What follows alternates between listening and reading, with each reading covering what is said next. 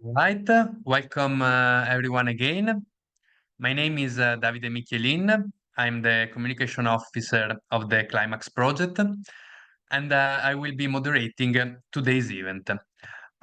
We are glad to present to you the first of a series of webinars conceived to support the regions and community selected by the first CLIMAAX open call run by the project with the behalf of the mission to adaptation in the execution of their climate risk assessment. Before starting, I can see the presentation, sorry.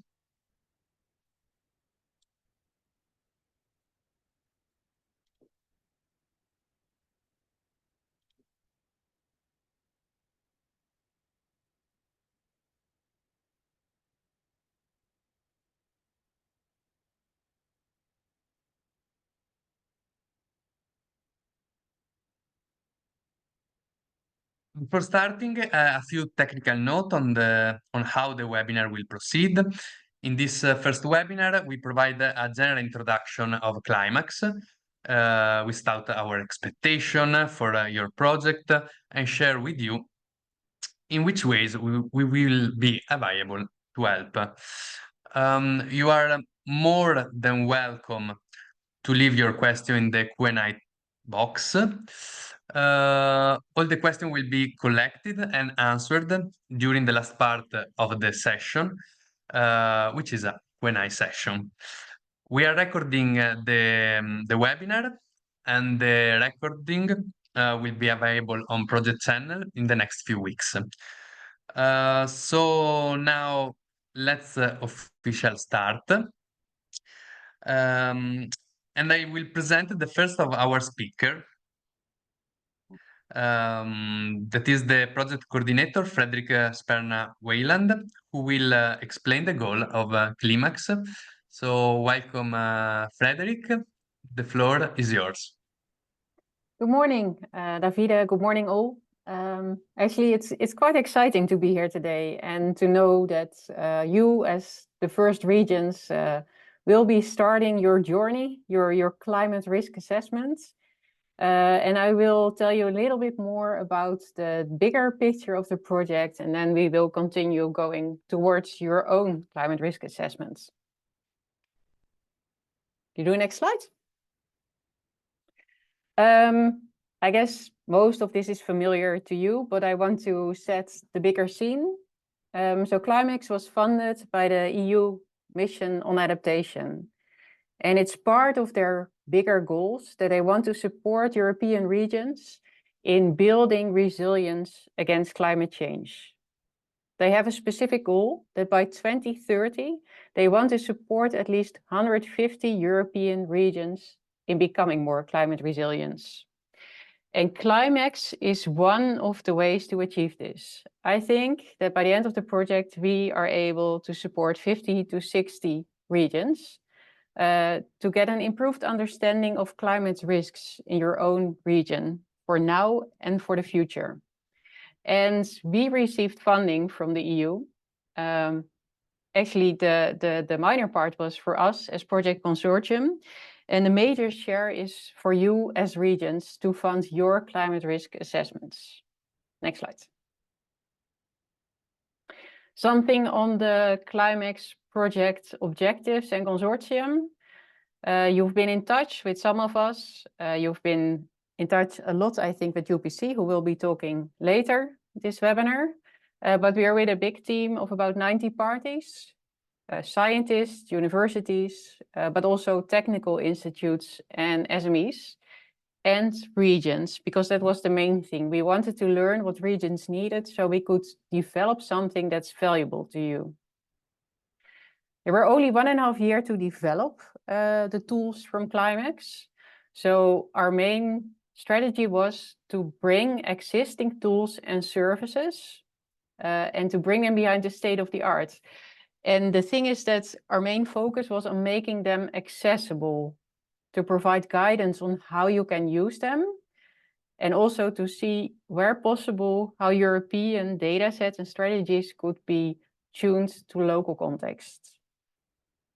For us as project team, there is also a bigger context, and that is that for the EU, we want to exploit the potential of developing a more sustainable service. So we're also keen to see how well you're doing your climate risk assessments and what is extra needed to tune the tools that we developed for you. Well, the CLIMAAX project started in January 2023. And our first 1.5 years focused on the development of the Climate Risk Assessment Handbook. We developed an online toolbox and a climate risk assessment framework that's available online. We did this together with 5 pilot regions. You can see them on the slides. And they helped us to understand their needs and to tune what we developed to what they could use for their region. And of course, those first 1.5 years were mainly focusing on getting prepared for the first batch of FSTP projects. So getting prepared to help you get it set up, this October month. Okay.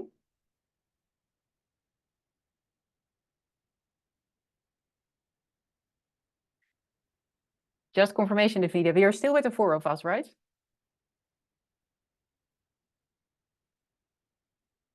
Then I continue.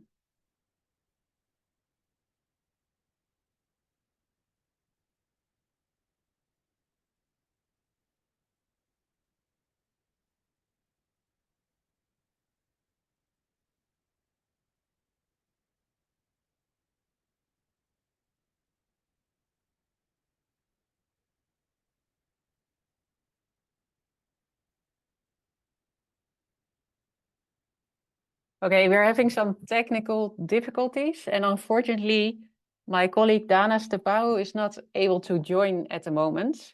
You will meet her at a later stage in your project, and she may be able to join later on. That means that I will also present the next few slides. Can you present them in presentation mode? As said, we developed a handbook or a toolbox, and this is all available online and accessible for you. Many of you may have seen it already. All things have been created by our climate risk assessment experts. And one of our specific aims was to provide a lot of guidance. So there is a lot of reading material, and there is a step-by-step approach to do your climate risk assessments. Next slide. Mainly guided by the Austrian Research Institute IASA, a climate risk assessment framework has been developed. And you can see the circle with the different shares, and each of them is showing you a step in your climate risk assessment. And these are detailed out in the handbook.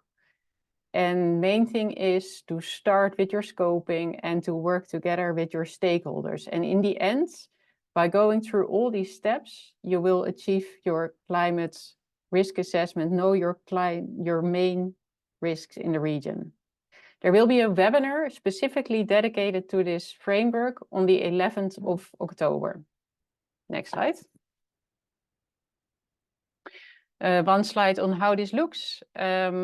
Here you can see the handbook, the online version. There is a lot of detail, a lot of descriptions. We try to simplify it by adding illustrations. In case you want to know more, there are several references to other EU data portals, which are also of great value to retrieve the data. And to help you in doing the first steps in your climate risk assessment, there are guiding questions set up. Next slide. We developed workflows with a full team of experts for multiple climate hazards. You can see the different types of hazards on the right. Many of you have decided for which hazards you want to do your climate risk assessment already. So you'll be able to access the workflows and start working in the handbook and the Python codes. Next slide. Here is an example for the drought workflow, you can see the accessible code and you can also see the end results. So it's a bit technical. I know some of you are still planning to hire technical services or consultancy. We're there to support you where needed. And next slide. And to continue on that support, ECMWF is leading the work package on this. So they will be available through a forum to which most of you should have received access already. You can ask your questions. We will organize drop-in sessions or kind of calls every Friday where you can ask your questions.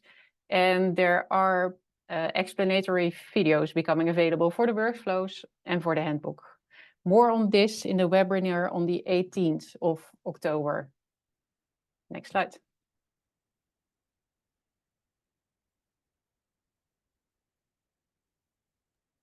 So thank you, Frederick, and sorry for the short issue that we have with the slide, with the presentation. Um, we'll go ahead and let's see if Dana figure out to join us during the webinar. Meanwhile, I remember you that if anybody has questions, please leave them in the Q&A box. And now we move to Erika Melendez Landaverde from UPC. So, Erika, welcome, and the floor is yours. Perfect. You can hear me well, right? Yes. Okay. So as David said, my name is Erica, and I'm here with Gisela, which you can see her here on the screen. I'll be doing mostly the talking. We are from UPC. I think by now you're quite familiar with us. We've been in contact with you doing all the process of the sub-grant agreement. And right now we're here just to make a bit of a recap of everything that we've been doing so far and what are the expectations for your projects here until the end of the timeline. So I think, Melissa, you can share the presentation if you want. I'll just keep saying next, and that's fine with us.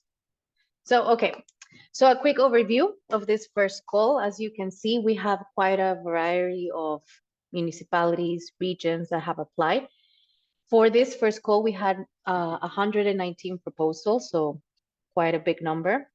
And after all the process of evaluation that we did and you're familiar with, we summarized this to 32 proposals that have been accepted so far from 13 countries. So here we can see the map. It's quite good. And so we're quite excited that we have such a variety because we're going to see lots of different projects in the next few months. So next slide, please. This is one of the most important things by now, and that you're quite familiar with your individual following plan. This is the project planning and timeline for all the projects that will be submitted in this first call. So as you know by now, and I will talk about this later, we have 3 phases. These 3 phases are linked to 3 deliverables. As Gisela has been explaining you in the past few weeks, these deliverables are the way that we check what you have been doing so far. All the projects last 22 months. And at the end of each phase, the deliverable has to be submitted for us to review and then process the payment.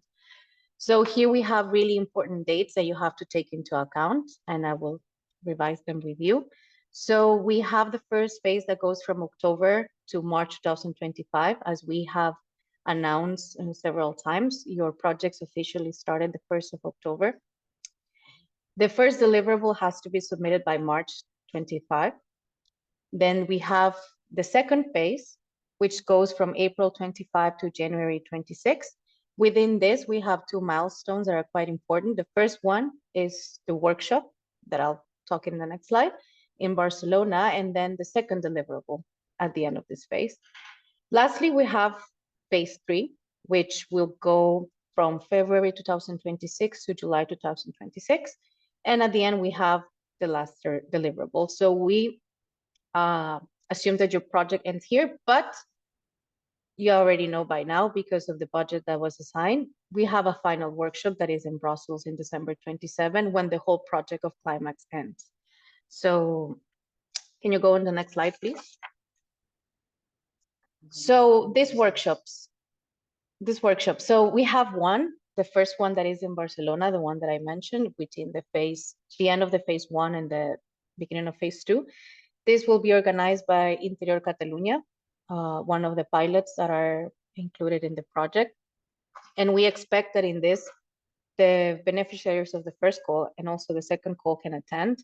It's a moment that you can interact with the other beneficiaries, explore and understand what are the difficulties, present some of the preliminary results that you have from the phase 1, which is really important. There will be spaces for you to present posters, or we will also make the possibility to have some highlight presentations so you can go on and present some of the things that you have found so far in the phase 1. And of course, also discuss the challenges, or try to see if another region has a similar experience as you, so you can learn from it. And then finally, we have the final workshop, which is going to be in Brussels. This is more of a summary of all the projects. So in this one, we expect that you present the final results of your project, especially because from the first open call, there's going to be a couple of months between the end of your project and the meeting in Brussels. So in this case, we expect 6 months, yes. So in this case, this is going to be in December 26th. Sorry, there's a problem here. But we expect that all the beneficiaries to present all the phases and the final result of your climate risk assessment.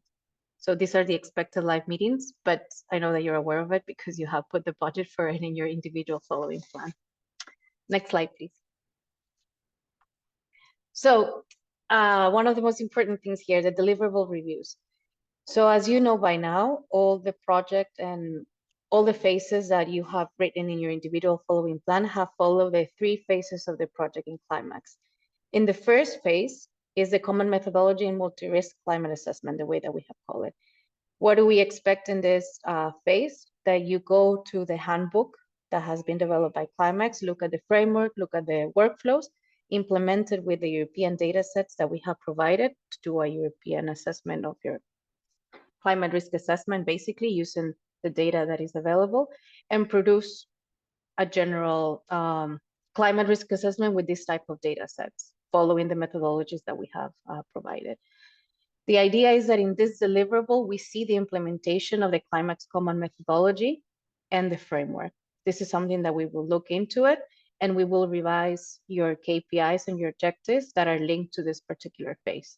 This is expected to be delivered by March 2025. Then we go on the second phase, which is the refined regional local multi-risk assessment. So what do we mean by this? You have applied the common methodology in phase 1. You have used European data sets, that could be Eurocordex or something like this, that has a really not so refined resolution. But we expect that in phase 2, using your own local data that you already have available, not collecting new data, but data sets that you have locally available that is difficult for us to collect, so to speak, and to put it publicly, that you use this data and you refine your climate risk assessment. So you can see the improvements of using European data sets versus your own local information. You probably have vulnerability, exposure data that is more refined than the ones that we can provide, or you have a specific hazard data sets that can be improved with a common methodology. So we expect that in the deliverable 2, we will see a refined version of the climate risk assessment that you develop in phase 1, using, once again, the common methodology of CLIMAAX. This deliverable has to be submitted by January 26th.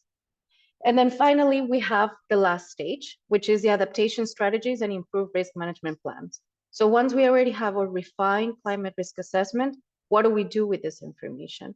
So the objective of CLIMAAX is that at the end, you can think of, okay, if my risk has advanced in this certain way for 2000 70 or something like this a year that you expect. I don't know. What are the adaptation measures that you can design or propose to mitigate the impacts of the changing climate? So we expect that in this phase, with your local data and your local context, that you provide some of the adaptation measures, be in green infrastructure, improvement of early warning systems, building defenses, I don't know, something that comes as an adaptation measure from the risk assessment that you have built from phase 1 and phase 2. This deliverable, which is the contribution of local adaptation strategies and improvement of risk management plans, has to be submitted by July 2026. This is the idea for us to check the deliverables and then proceed with the payment, which goes in the next slide.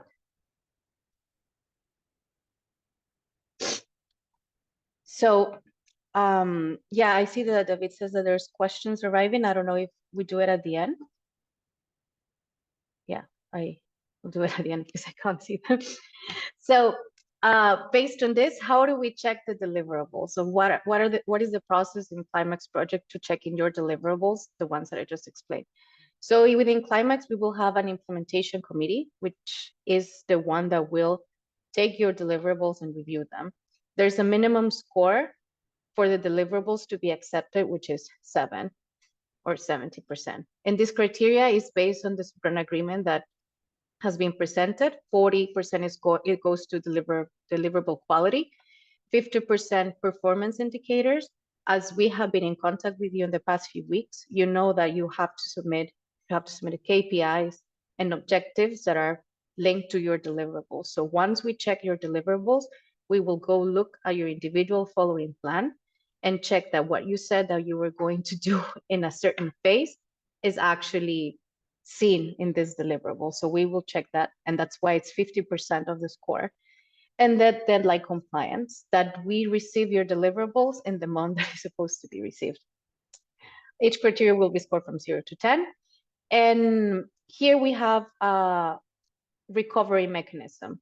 So in case we are able to see that there is an applicant or there is a project that is not necessarily achieving, or they're facing some difficulties, we implement the recovery plan. So we will ask to the participant or the institution to present what are the next steps that they will take to get back to their original plan. This has to be approved, and in case it doesn't, we will talk back if that is the situation, but I don't want to go into that right now.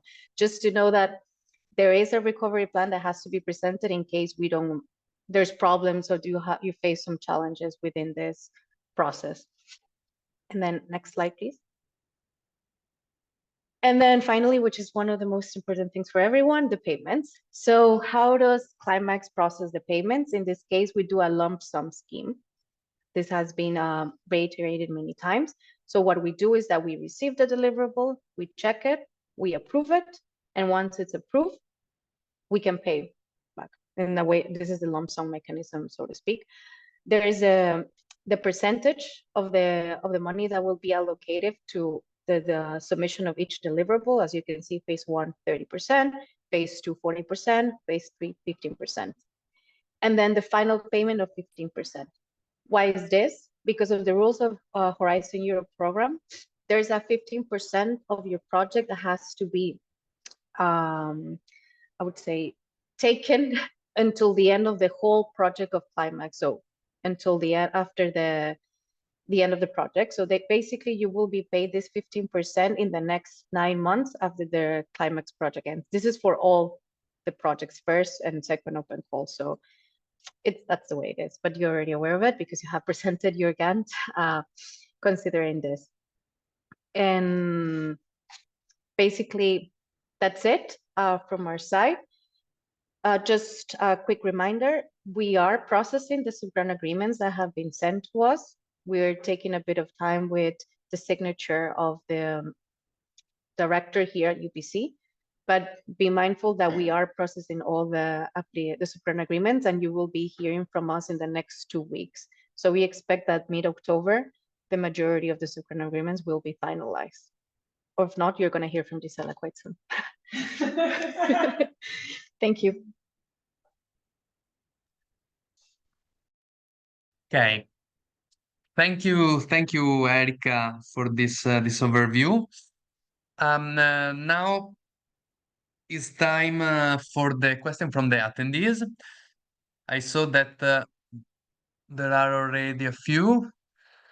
The first one is about the payment schedule, but I think that we already answered. So just to be clear, Akan Duman asked if the first deliverable is at the end of March 2025, the first payment will be in April.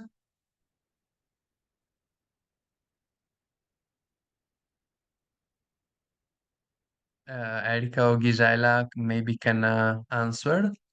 Sorry, can you repeat it? I was just discussing with Gisela. Which question? One of the answers is about the payment schedule. Oh yeah, So the one of March, right? yeah, exactly. So the first payment will be in April, asks. Yeah. So the question is about the payment schedule. The first deliverable is at the end of March 2025. So the first payment will be in April. It would be great if you give the payment schedule information. So in principle, and being hopeful, if everything goes the way it should be, if you submit your deliverable in time, there shouldn't be taking a long time between the acceptance of the deliverable and the payment. But we cannot guarantee that it will be exactly in April. We can aim for it, but each process will be different. So what we promise to do is the moment that we have the information, when you submit your deliverable, we will provide it. But it shouldn't take too long unless something out of the ordinary happens.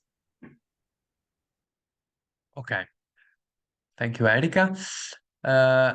Another question is about the data of the handbook.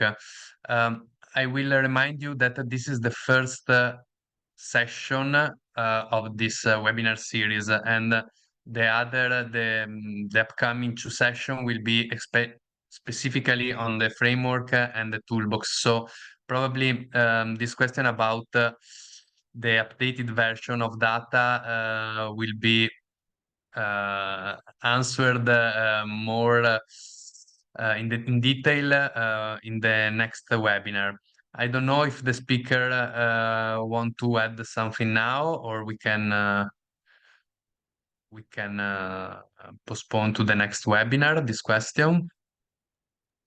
I can say something about it, just generally, Yes. but then as David said, this is the first one of the first webinars we have on this, but then after October 25, we will have dedicated webinars on each of the workflows that are presented on the handbook. So the idea is that in phase one, you use the methodology that is proposed by each of the workflows. I mean, the workflows that you choose. And I'm speaking from one of the workflows that we have developed. We do propose a specific data sets that are available at a European scale. We have aimed to provide the most new version like Eurocordex.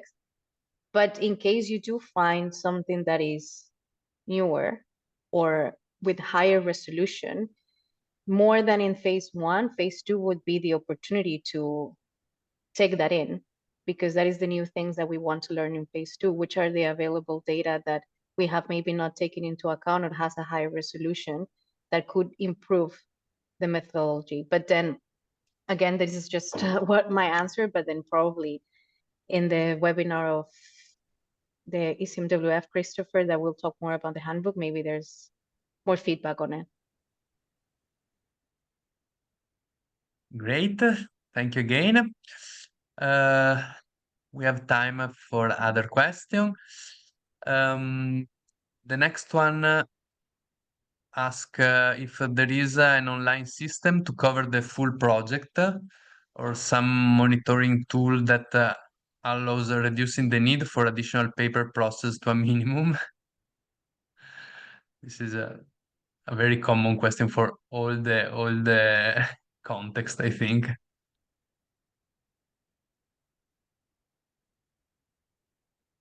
Maybe I can give it a try.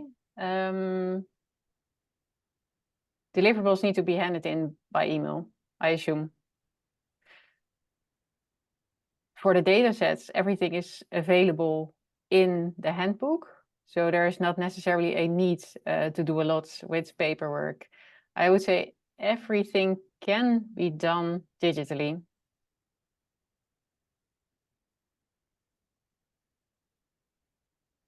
Okay. Going ahead, we have question, say, another question on the deliverables.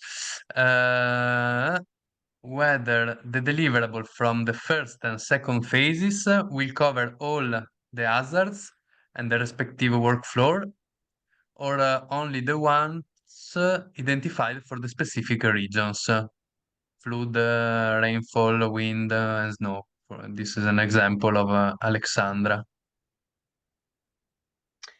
Yes, so in the individual following plan and then in the application as well, we have asked the regions to identify which are the risks that they are exposed to.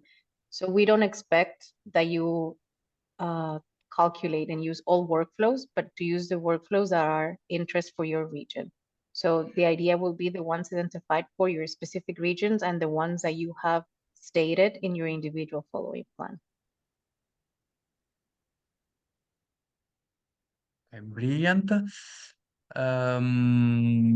The next one regards the assessment of the deliverable quality. Marco Pregnolato asks about the performance indicators of the deliverable, and if there are a place in which they can find this kind of information.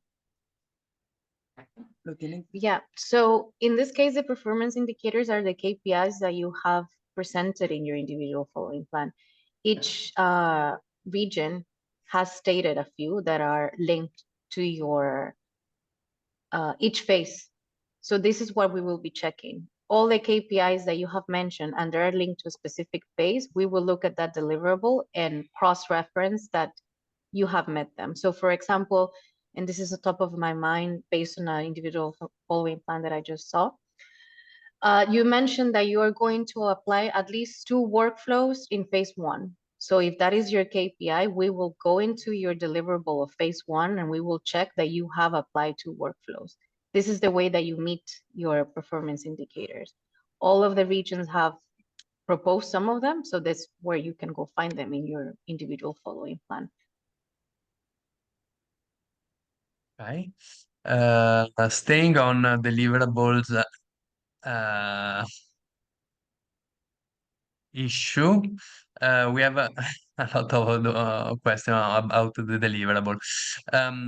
Another one is if it exists a template for the first deliverable, and I will merge with another question that regard the administrative documents, for example, procurement contracts, invoices, if this kind of document must be included in the deliverable.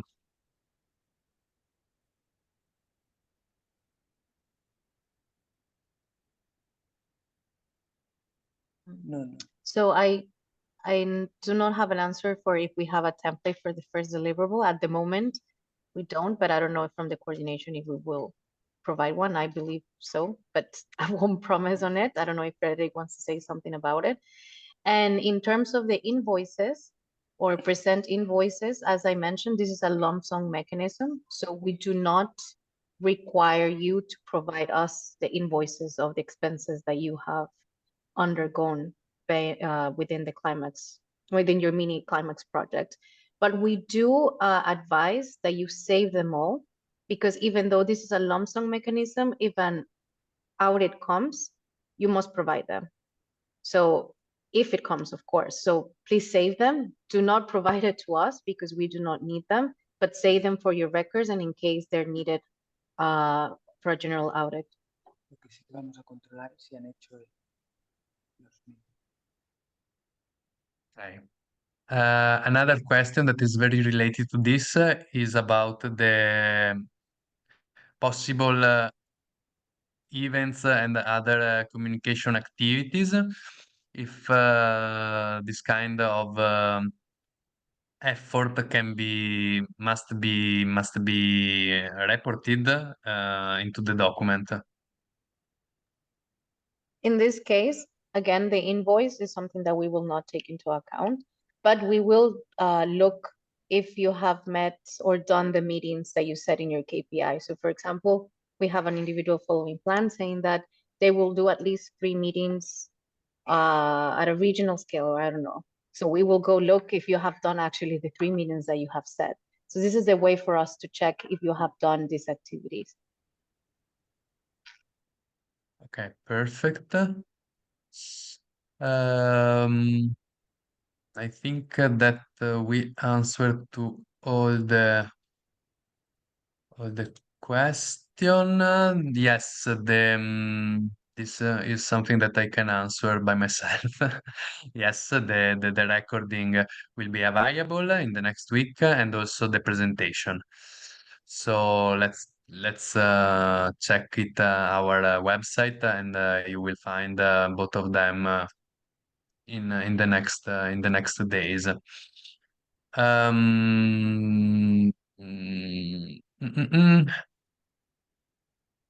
I think that we do not have any other question.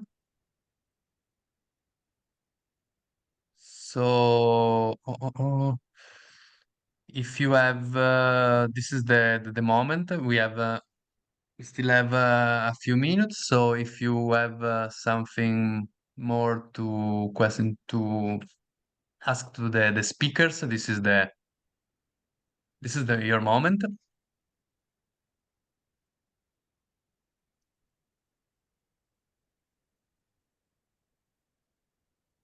Don't be shy.